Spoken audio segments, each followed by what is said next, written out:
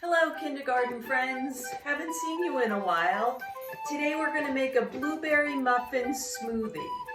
So these are pretty much things that you probably have at home. And I have a blender, so I'm going to add some fresh blueberries, but you can use frozen blueberries. I'm going to add some milk. I'm going to add some plain vanilla yogurt, Greek yogurt, or plain regular yogurt. Either one works. I'm going to add a little honey to sweeten it, but not too much. And then I'm going to add some vanilla. And our last ingredient is oatmeal. And that's what makes it a blueberry muffin smoothie.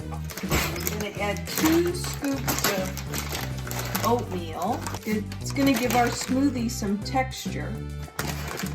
2 or 3 scoops. All right, now we get to blend it up. Put that on tight.